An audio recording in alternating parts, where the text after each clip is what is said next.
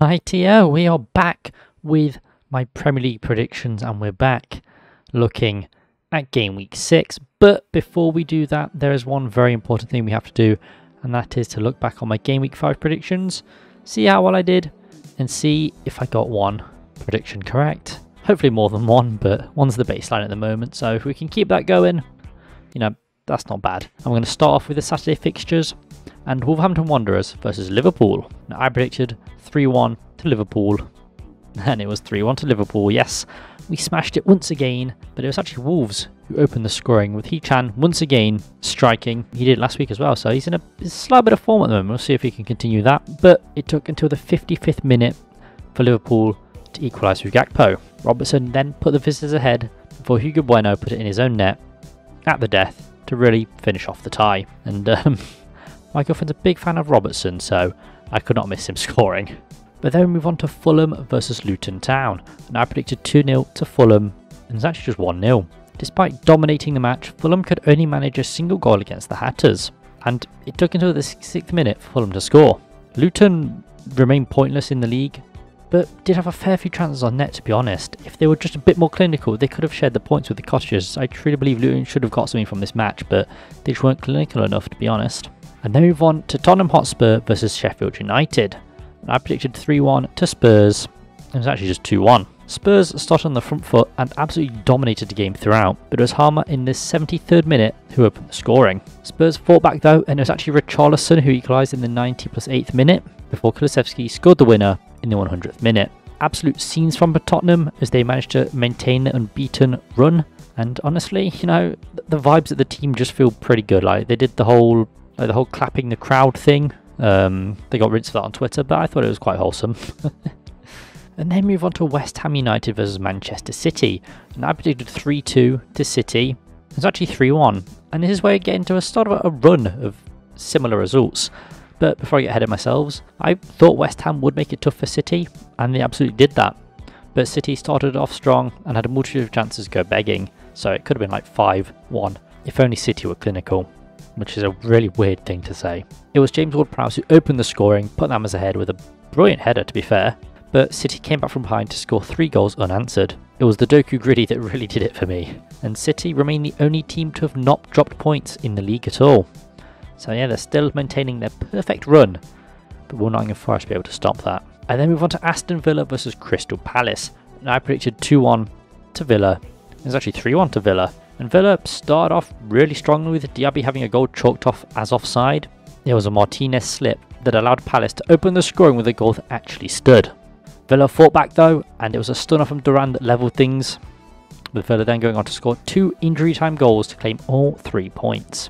And then we move on to Manchester United versus Brighton Hove Albion. I predicted 2-1 to Brighton in a very rogue shout, and it was actually 3-1.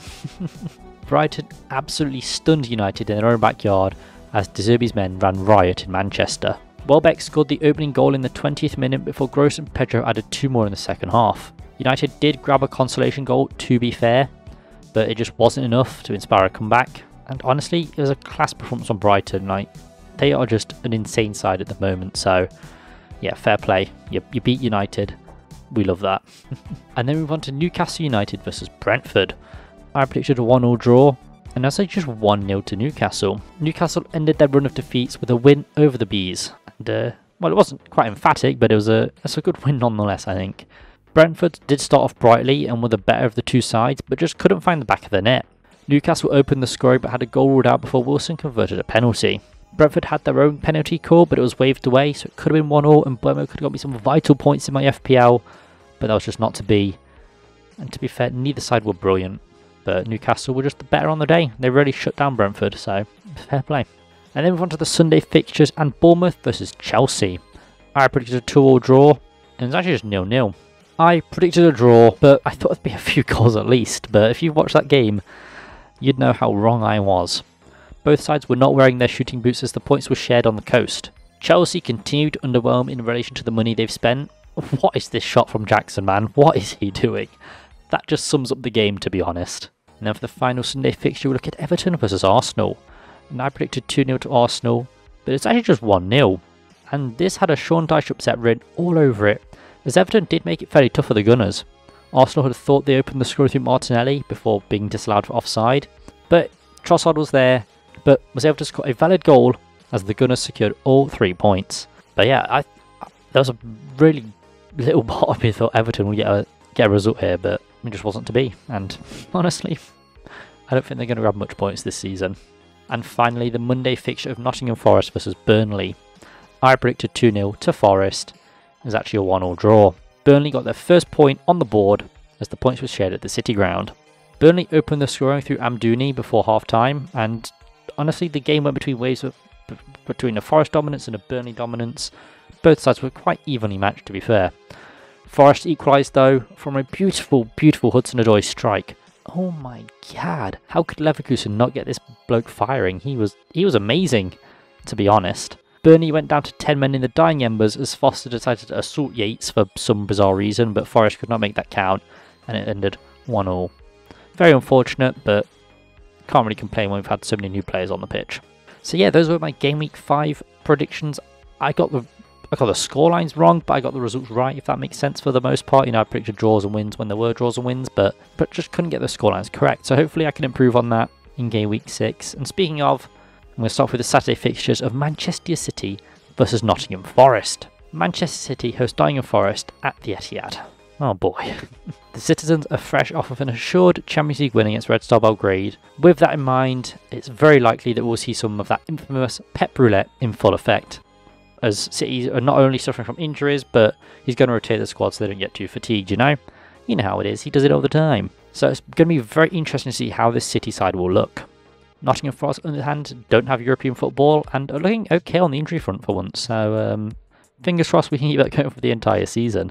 The Reds are coming off the back of a draw against Burnley, but with a few players making their debuts, yeah, it's looking pretty good, I think. Last time out, Forest got battered 6-0, and we'll be looking to avoid a repeat of that result this time around. Yeah, if we do anything less than 6-0, I think we've had a dub, to be honest. I do think it's very fair to say that Forest are in a better place now than they were last season, so that's also looking promising. And, you know, Hudson-Odoi returning to English football with an absolute banger. God, what a player, man. Hopefully he can produce more of that against Manchester City. I'm going to say 4-1 to City. Wow, shock. Yeah, I think it's safe to say that Manchester City are the favourites, and the form they're in, that's really not surprising. City have made a few errors in their previous matches that have led to goals, to be fair, and I'm sure that will continue here with a squad that I'm expecting to be rotated, and we know what Pep likes to do with his team. He likes to throw spanners in the works every now and then, so could bode well for Forest. I think Forest will grab a goal, but I'm expecting City's dominance throughout, and to just do what they do best and keep up a perfect winning run. Maybe it's delusion, and there is a very small part of me that thinks Forest could cause an upset, but it's probably delusion. Let's be real. Manchester City are going to toy with us. I don't think we'll be defeated as heavily as we were last season, but I think 4-1 is pretty reasonable. Let's be real. Although I would love a win at the Etihad. I would go bonkers for that. And then move on to Crystal Palace versus Fulham. It's a South v West London derby as the Eagles welcome Fulham to Selhurst Park. Both sides currently sit next to each other on the table, both level on points, only separated by goal difference. Neither side is known for scoring goals this season. They don't look particularly threatening when going forward, but I'd argue that Palace currently look like the better side, although there's not much in it, to be fair. Both teams saw some of their better players leave during the summer, Zaha being the notable one for Palace, with Mitrovic leaving Fulham. But in my opinion, Palace have adapted better without Zaha. Towards the end of last season, he wasn't really a big part player for them, so they weren't really missing him too much anyway. And players like Elise, Eze and Edouard are all cooking for the Eagles. Palhinha, Pereira and Vinicius are all playing well for Fulham too, but you can see they're missing out on that goal scorer like Mitrovic, who they've not managed to replace. But to be fair, he went quite late in the window anyway, so they didn't really have enough time to bring in an apt replacement. But I'm sure in January they'll be on the hunt for one. In some good news though, it looks like Roy Hodgson will be back on the touchline for the Eagles after he was absent through illness. Looks like he beat Aaron Ramsey. I'm going to say 2-0 to Palace. I think Palace will claim all 3 points in this clash. The South London side look better when going forward, better than Fulham as well, and will be able to cause their backline a couple of issues. Palace have been hit with quite a few injuries though, and that has been costing them in their matches, but I do reckon they'll be able to keep the Cottage at bay, especially at Selhurst Park, where they'll have the amazing atmosphere behind them. So I don't think Palace should have too much issues with Fulham. Fulham don't really look like the side they were last season, where they were actually performing quite well. I don't think they've done that at all this season, to be fair. Maybe a bit rude as they've got at least one win on the board, but yeah, I'm just not feeling Fulham this season. I think Palace should have this in the bag. And then we move on to Luton Town versus Wolves. Now, this is not a game I thought I'd be saying this for, but I'm kind of excited for this one. Luton host Wolves at Kenilworth Road as they are still on the hunt for their first win of the season. Or their first point of the season, to be fair. Wolves are also on the hunt for more points, having only won 1 of their last 5, losing the other 4. So they're doing better than Luton, but not by much. It's honestly a relegation scrap between two sides who many have already tipped for relegation. And currently, it looks like they could be right. It is early days though. We've got to remember that. Luton will be looking to make Kenilworth Road a fortress, and it has the ability to do that. It's a much different stadium and atmosphere to what the Premier League is used to, and Luton will need to harness that energy to survive. Wolves have lost some of their best players during the summer, and they've been trying to play the way O'Neill wants them to, but unfortunately for the West Midlands side though, that just hasn't clicked properly yet, but there are signs of it getting there. Now, to be fair to Wolves, they've not been playing bad football, it's just the opponents they've been playing, yeah, they've just not been good enough for the sides they've faced, to be honest, but they're showing slow signs of growth and potential, so it could kick on for Wolves, and it probably will, to be fair.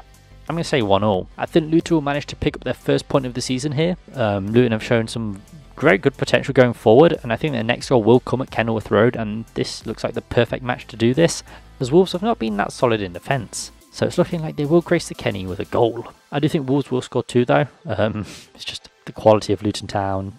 They're bound to let in a goal. I think He-Chan will be on another goal if I were to predict a goal scorer. They've shown what goal threat they can offer, scoring in 4 of the last 5 Premier League matches, and I do see this match being no different. Should be a fairly interesting clash between 2 fairly even sides, and to be honest, I do enjoy seeing Kenilworth Road in the Premier League. I can't lie, it's just so funny, especially with the VAR angles and stuff they get. It's just brilliant. It's like a proper old school English stadium in the top flight of English football. I love it. And then move on to Brentford versus Everton. The Bees host the Toffees at the Brentford Community Stadium. Now, this is a Brentford side that will be looking to put their loss to Newcastle behind them, and Everton looks like the perfect side for them to do that. Everton are still winless in the league with only a single point to their name. It's not really a shock, to be honest. Dyche has not managed to get Everton playing well. They're not even as defensively sound as you expect from a Sean Dyche side. But he has said he'd like to play 2 strikers, which I would actually enjoy seeing. Brentford haven't been brilliant themselves this season and currently sitting in 11th place with 1 win and 3 draws to their name. So they're doing much better than their opponents, but not really the start you'd expect them to have, last season. But they are missing Tony, to be fair, who was their major talisman. So is it expected?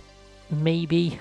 This looks like a good match for Brentford to get another win on the board and to start inspiring some more confidence in the squad. Speaking of confidence, Everton don't really inspire that. They played well against Arsenal, to be fair, and kept them away for quite a while, but were ultimately undone by the London side, who are just too good for them, and I think Brentford will do a similar thing here. Well, I say a similar thing, I'm saying 3-0 to Brentford. I think Brentford will comfortably win this match. As I mentioned, Everton have not inspired confidence, and it's not just in one position either, it's all over the pitch. The only thing saving this Merseyside outfit is Jordan Pickford, who has been comfortably their best player so far this season. He's saved Everton multiple times already, and I'm sure he'll have his work cut out for him here as well.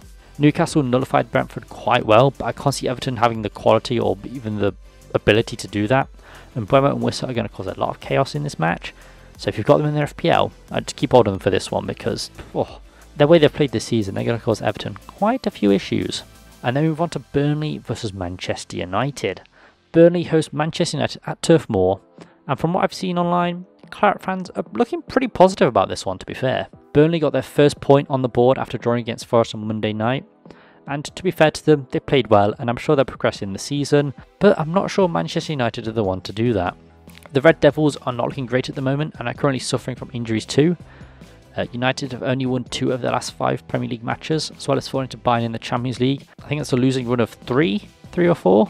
So yeah, they're really not looking good. The pressure's slowly turning up on Ten Hag. They've not been performing at the levels expected of them, and do not look like the side that was the top 4 last season. There is a lot of finger pointing going on, but one thing is for sure, Manchester United are not looking great. And as I said, the pressure on Ten Hag is going to slowly turn up if he fails to get results. I'm going to say 2-1 to United though. Unfortunately for Burnley, I can see Manchester United coming away with the 3 points. I'm sure the Clarets will put up a good fight. The point they earned will for them a lot of confidence, and against a side they're not expected to do anything against, they could really shock Again, I do see Burnley making it tough for United, especially at Turf Moor with the recent performances we've seen from both sides. You know, injuries and possible squad rotation as well are really going to affect Manchester United.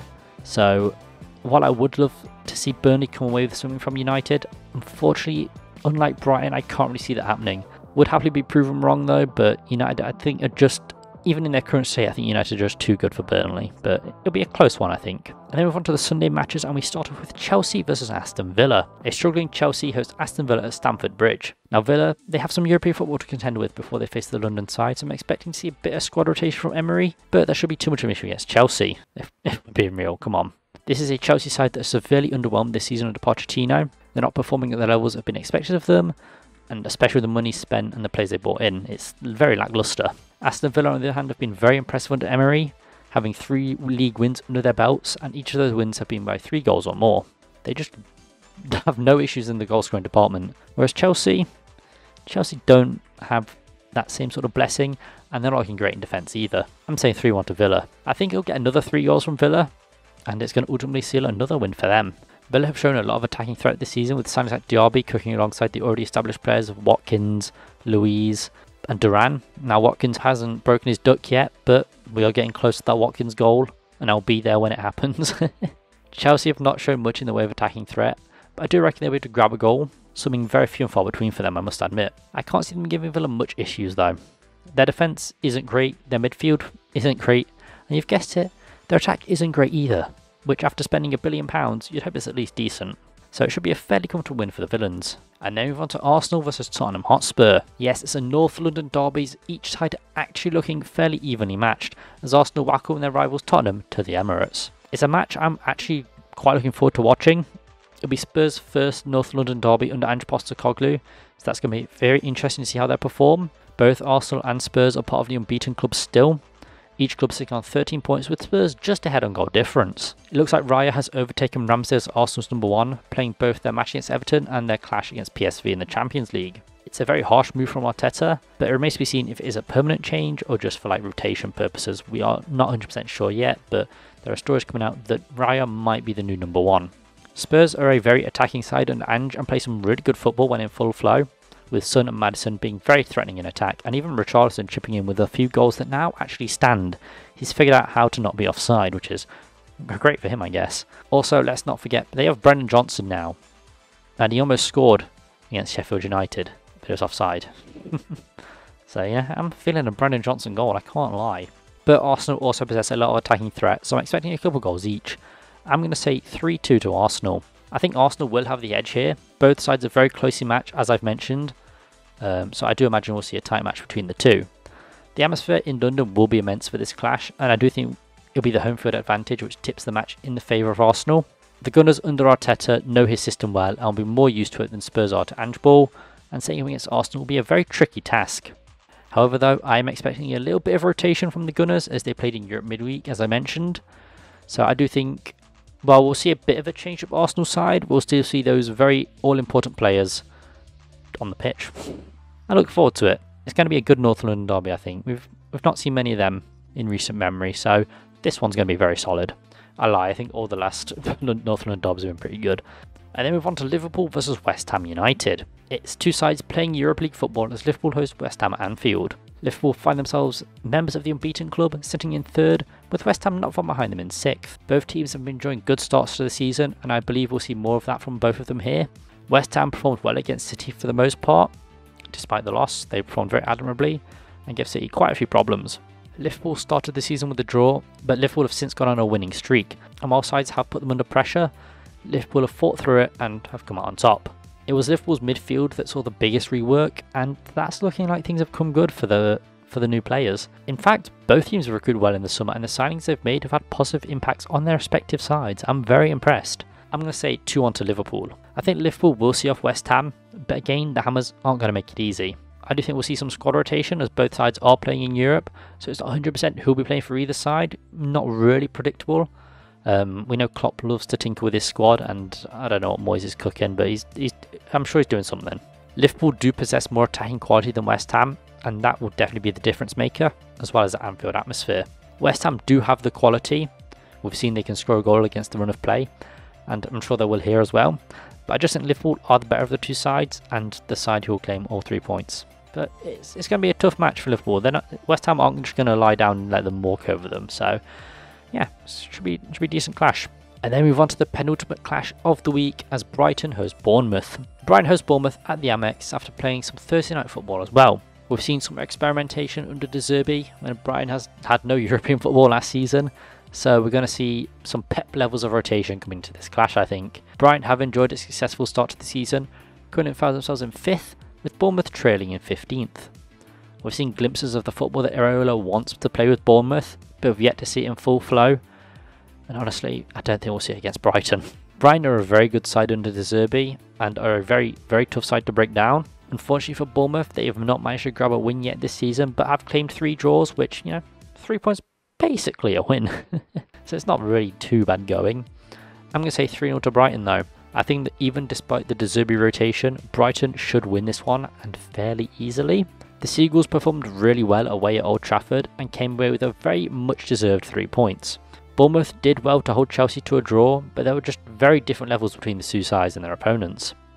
I don't really have much more to say about this one, to be fair. Brighton are just one of the best looking teams this season in the Premier League, and despite just missing out on the unbeaten club, they still have a brilliant record and have had a brilliant start to the season, and they're only going to build on that against Bournemouth, I think. So while I don't want to discount Bournemouth entirely, it is Brighton we're talking about here. They are very good. And finally, Sheffield United versus Newcastle. We end game week 6 as Newcastle travel to Bramall Lane to face Sheffield United. The Blades have yet to get a win on the board, but did earn a point against Everton. So, at least they've got 1 point on the board. There's that at the very least. Newcastle have played European football midweek, so I'm sure we'll see a bit of Eddie Howe rotation at play. But even a rotated side should be fairly confident travelling to Sheffield. They've got some good players on the bench. Sheffield United have shown that they really can make Bramall Lane a tough place to go. Wouldn't quite class it as a fortress, but they can make it tough. But they just don't have the quality really needed to see games out and finish them off. Newcastle haven't had the brightest starts themselves, finally grabbing a second win of the season after going on a run of 3 losses, so there is that. And they'll be looking to build on that and that momentum. And you know what? Sheffield United looks like a good game that they could build some momentum for. I'm going to say 2-0 to Newcastle. I can't see the Magpies being too troubled by the Blades, to be honest. Their defence looked better against Brentford than it had done in the previous matches, and it also looked good in Europe. I mean, if they can keep Brentford and AC Milan out, I'm sure they can do the same against Sheffield United. I'd class both those two sides as better than Sheffield United. I don't think that's an unfair statement to make. Newcastle have shown a lot of threat in their front line as well. I'll be looking to exploit the defence of the Blades, which we've seen that's not exactly a hard feat to accomplish. They're not the greatest team defensively. And I'm sure, there was some rotation going on, some rested players in the Champions League. So there's going to be some good attack from Newcastle, I reckon. But yeah, I think it's a fairly comfortable Newcastle win, I can't lie. But yeah, those would be my Game Week 6 Premier League predictions. If you have any of your own, please leave them in the comments down below. I do enjoy seeing what you guys are cooking up. But yeah, I've been O2GT. Have a brilliant day. Peace.